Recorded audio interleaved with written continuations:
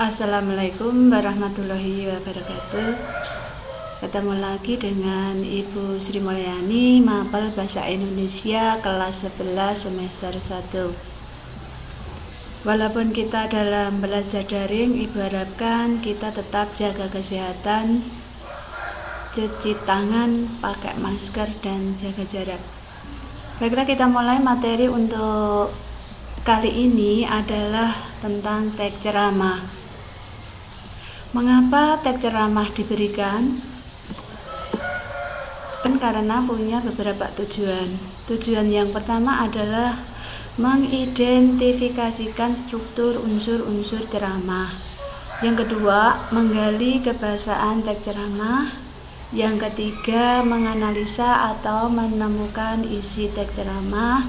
Dan yang keempat adalah menyusun teks ceramah dengan memperhatikan isi, tujuan, serta kebahasaan. Kita lanjutkan, berikutnya adalah menelusuri nilai-nilai dalam ceramah. Di dalam ceramah nanti perlu kita ketahui yang pertama definisi dan ciri-ciri ceramah. 2. Informasi berupa permasalahan aktual dalam ceramah. Yang ketiga, telaah isi, struktur, dan kebahasaan ceramah. Yang keempat, penyusunan teks ceramah.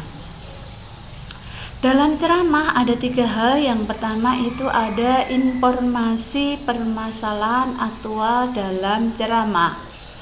Kemudian jenis-jenis informasi dan tanggapan yang harus kita kemukakan. Lanjut, apa informasi itu? Informasi adalah berita, informasi adalah kabar. Silahkan nanti terapkan rumus 5W+1H. Apa, siapa, kapan, di mana, dan mengapa, serta bagaimana. Lanjut, apa permasalahan aktual? Permasalahan aktual adalah sebuah peristiwa yang betul-betul terjadi dan menjadi pembicaraan orang banyak. Bagaimana cara memahami informasi itu? Silakan Anda nanti menyimak ceramah. Yang kedua, mencatat informasi yang menarik dan menyusun informasi. Informasi sendiri itu ada beberapa telaahnya, bisa dari fungsinya, itu bisa menambah pengetahuan, informasi yang mengajari, dan informasi yang menghibur, sifatnya fiksional. Kalau berdasarkan format penyampaiannya atau penyajiannya bisa disajikan menggunakan tulisan, bisa gambar, bisa lisan. Kalau berdasarkan lokasi peristiwanya, itu bisa peristiwa yang sifatnya dari daerah, nasional maupun mancanegara. Jika dilihat dari bidang kehidupan, itu bisa dari bidang pendidikan, olahraga, musik, sastra budaya, dan iptek. Informasi berdasarkan kepentingan itu bisa informasi yang menyangkut keselamatan atau kelangsungan hidup pembaca, dan informasi yang menyangkut perubahan dan pengaruh pada kehidupan pembaca.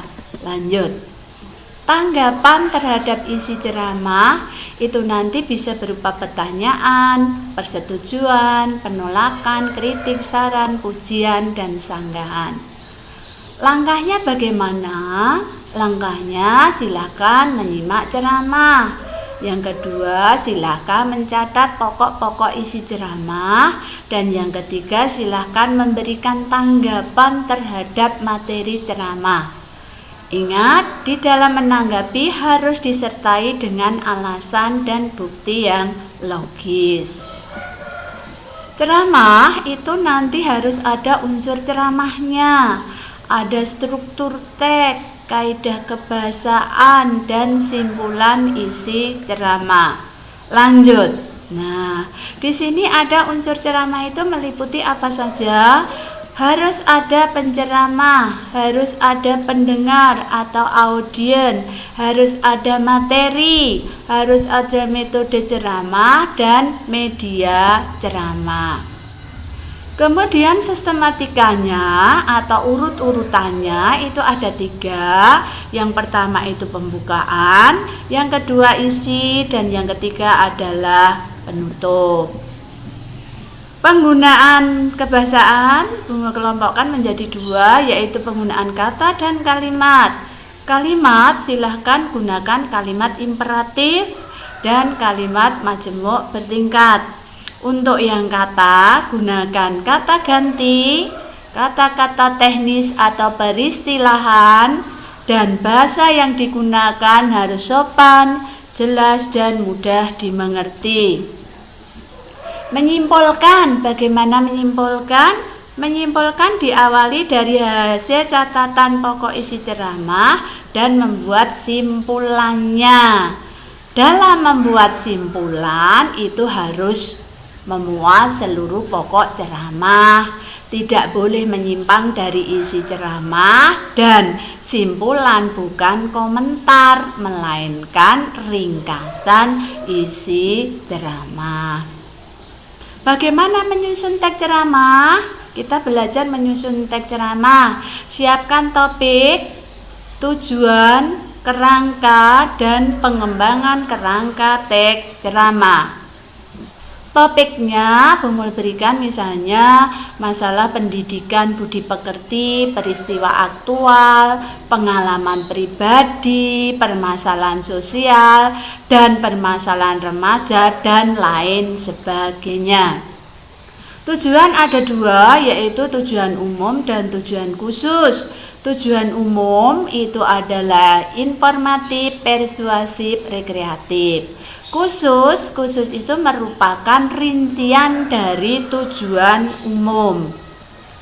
Bagaimana kerangkanya? Kerangkanya ya silahkan menentukan tema ceramah, menulis pokok isi ceramah, dan mengembangkan pokok-pokok isi ceramah menjadi paragraf. Lanjut. Cara menyusun yang pertama ada mengembangkan kalimat-kalimat gagasan pokok, menyusun paragraf, dan mencermati kembali. Lanjut.